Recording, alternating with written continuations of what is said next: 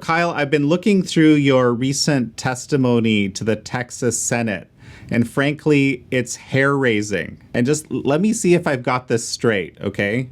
So you've got a former People's Liberation Army general billionaire who has bought over 130,000 acres of Texas land, including a giant wind farm in an area where there isn't particularly a lot of wind, that happens to be right beside a very sensitive U.S. military installation. Yeah. So, first of all, it's kind of hard to believe that we're talking about this and that it actually happened. But it's already happened. I was flying down to the Devil's River area of Texas. When you think about the Texas map, it's the southern region of Texas where the bend is, essentially. It's just south of where that bend is, and it's right on the U.S. border with Mexico, which also you didn't mention, but is actually functionally relevant or germane to this conversation, and we'll get to why. But one of the other things you didn't mention is there was a 4,000 or 5,000 foot runway there where the Chinese general is expanding it to, we think, 10,000 feet. I flew over and took pictures, which I'll happily share with you.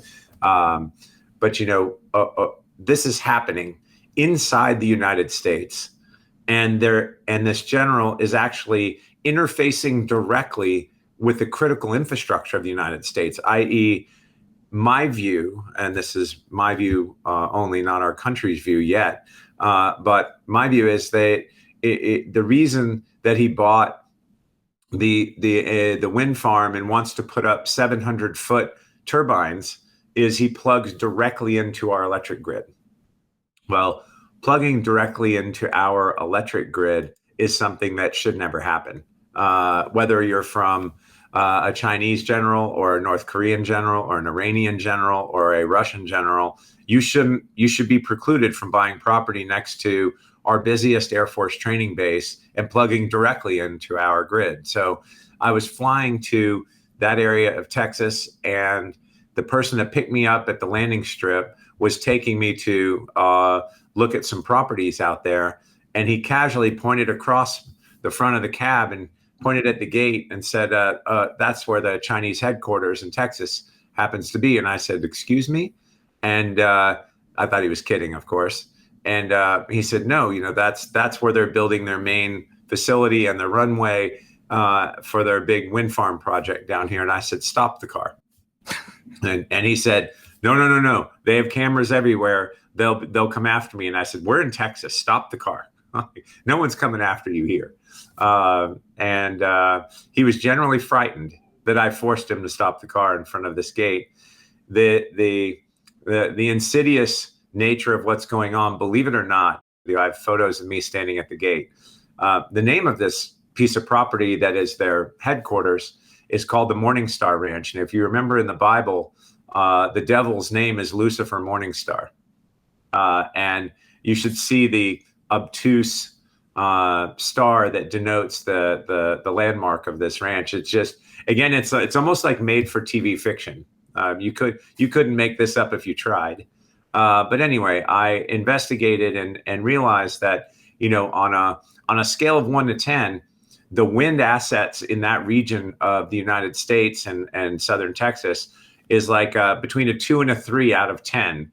And if you and I were investing and buying big wind turbines and wanted to put them somewhere on, we'd look for two things. We would look for major wind factors, and then we'd also look for transmission equipment to be able to transmit it somewhere to sell it.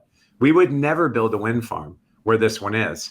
And so there's a strategic reason this general has acquired all of this land, and he did it, again, in an insidious way. He got a local businessman out of Lufkin, Texas, to front for him and purchase all the properties. So none of the landowners knew they were selling to a Chinese general. And then in all one fell swoop, he flipped it to the general. 130,000 acres, to put that into context, is 200 square miles.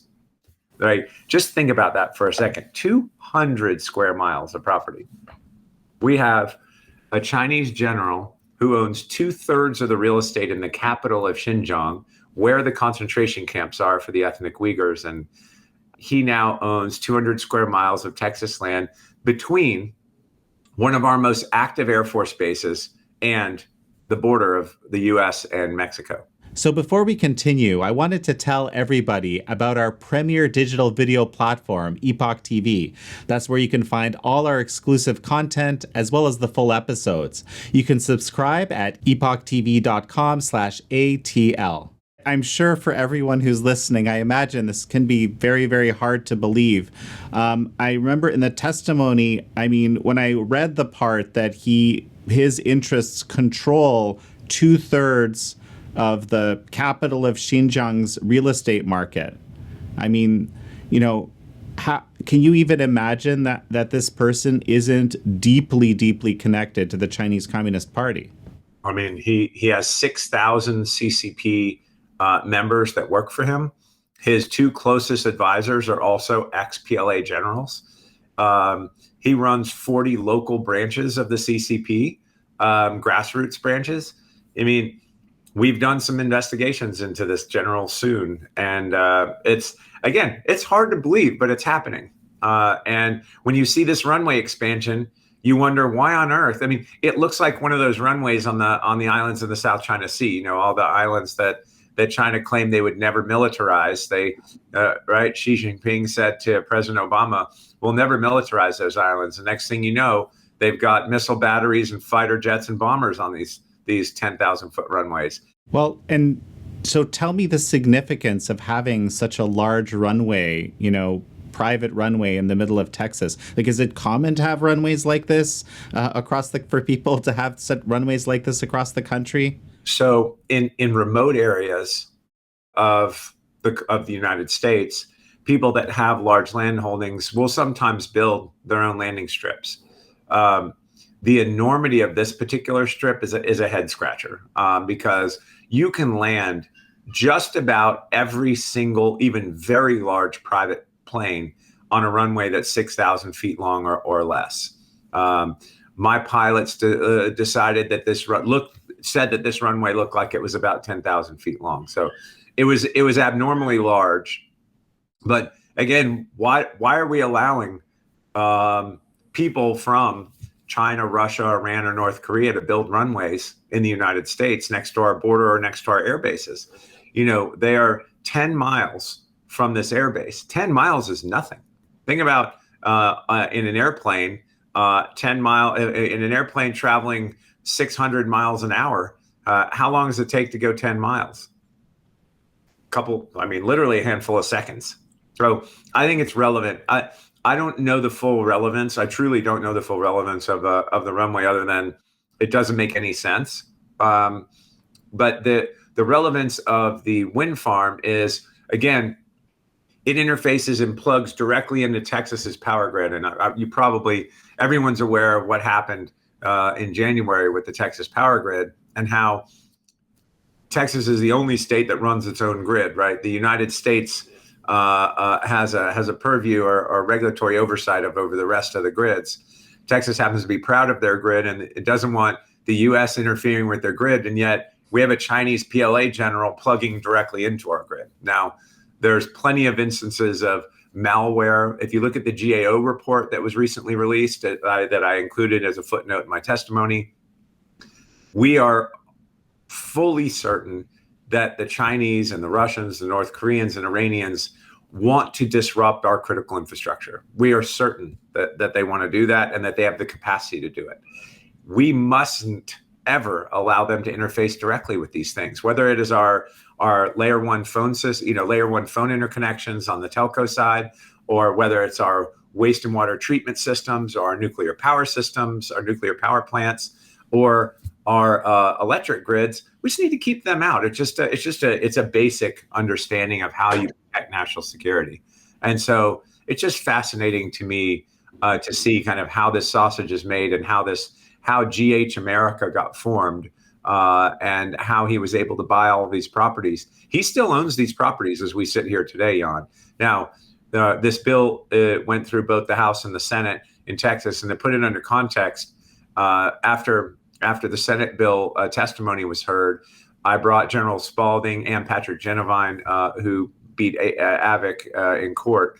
to testify with me, we passed 31-0. So we got every Republican and every Democrat to agree that this was a bad idea. Hey, thanks for watching American Thought Leaders. As you're probably well aware, big tech has been censoring a lot of content on its platforms, including some American Thought Leaders episodes, including some other Epoch Times content. Now, to deal with this, we've actually launched a new video platform, Epoch TV. Epoch TV is our premium platform for digital video content. It's got American Thought Leaders, it's got Facts Matter with Roman Balmakov, The Larry Elder Show, Crossroads with Joshua Phillip, and frankly, this is our contribution, if you will, to the uncensored media landscape, which is something we really, really need in this country and around the world, frankly. To subscribe, epochtv.com/ATL. Go to epochtv.com/ATL or hit the link below.